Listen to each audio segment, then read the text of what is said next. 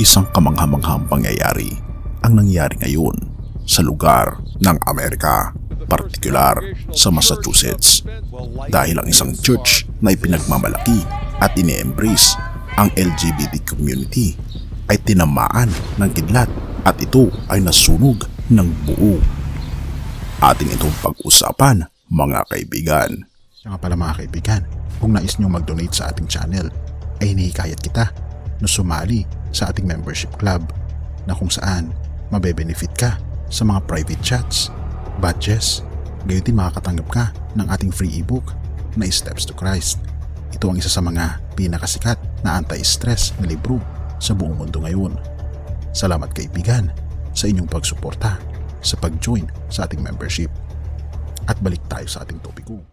Ang First Congregational Church ng Spencer sa Massachusetts ay nasunog at nawasak dahil sa isang lightning fire noong June 2, 2023. Makikita dito sa footage kung paano nasunog ang Congregational Church of Spencer sa Massachusetts.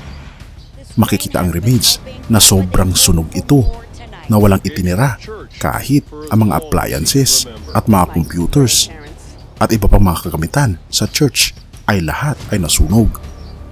Sa isang viral na tweet noong June 6, 2023 kasama ng isang video, ito ay nakareceive ng libong mga engagements na ang caption, "Woke LGBTQ+, Church Gets Struck by Lightning and Burns to the Ground."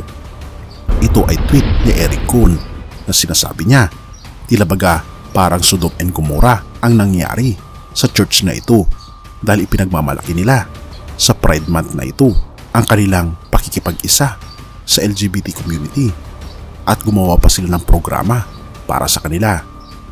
Tila baga pinagmamalaki nila ang community na ito na taliwas sa prinsipyo sa Biblia at sobrang taliwas sa moralidad na tinuturo ng ating Panginoong Hesus. Ngunit marami rin ang nagsasabi na nagkataon lang daw ito. Ika pa ito ng leader na church na si Bruce MacLeod, ang isa sa mga pastor ng Congregational Church na nasunog. Ika pa niya, "I don't think God made the fire," dahil binabanggit niya hindi raw ito ang unang pagkakataon na nasunog ang church na ito, dahil ang church ay naipatayo panahon ng 1743 at nasunog daw ito noong 1862. Kaya nga naman ang ginawa nila nung nasunog ito, lalo pa nila itong ipinataas.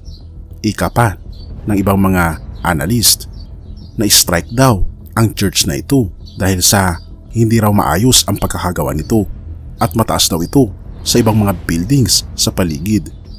Ngunit para sa akin, hindi ito totoo sapagkat ang church ay matibay sapagkat 1862 na-rebuild ang church na ito mula noong nasunog ito sa unang pagkakataon.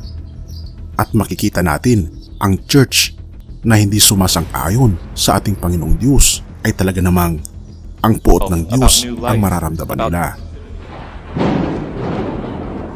At makikita natin na isa itong babala sa ating Panginoong Diyos na huwag nating talikuran ang kanyang mga turo, sapagkat kung tayo ay hindi sumasang-ayon sa kanyang turo, tayo ay sumasang-ayon sa dyablo, dahil ang LGBT community ay hindi sinasang-ayunan ng Biblia at hindi may pagmamalaki sa ating Panginoong Diyos. At kung ating mapapansin, ang LGBT community ay Pride Month sa buwan ng June. At makikita natin na tila baga parang Sodoma at Gomorrah nga ang ating mundo ngayon, na hindi lamang isang iglesia ang masusunog sa huling kapanahunan, kundi ang ating mundo ay susunugin dahil sa kasalanan ng mga tao. Ngunit ang mga banal na tumutugon sa kagustuhan ng ating Panginoong Diyos at lumalakad kasama ng ating Panginoong Hesukristo ay sila lamang ang maliligtas sa huling kapanahunan. Salmo 37 verse 37 to 38. Tingnan mo ang taong totoo at matuwid. May magandang kinabukasan at may tahimik na pamumuhay.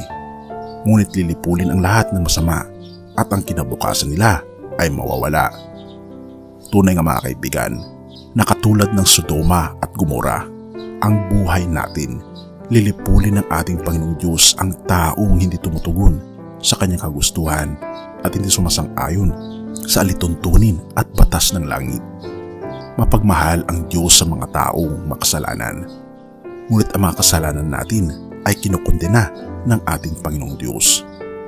Kaya naman, ninanais niya na habang maaga ay lumapit tayo sa Kanya, talikuran natin ang ating mga kasalanan at magsisi, at tayo ay lumakad sang-ayon sa Kanyang mga kagustuhan. Purihin ang ating Panginoong Diyos at salamat kaibigan sa iyong panonood. Tayo manalangin. Ama naming banal, makapangyarihan namin Diyos, ang mundo ay napakalaking Sodoma at Gomora, punong-puno ng kasamaan at kasalanan. Ngunit Panginoon, aming kinukumit ang aming mga sarili na kami po'y iyong-iyo. Tanggapin niyo po kami at pakalinisin sa lahat ng aming pagkakasala, at nawa tulungan kami na lumakad sang-ayon sa inyong kagustuhan. Salamat Panginoon dahil hindi niyo po kami pinapabayaan, at patawarin po kami sa lahat ng aming pagkukulang at pagkakasala sa matamis na pangalan ng aming Panginoong Hesus. Amen.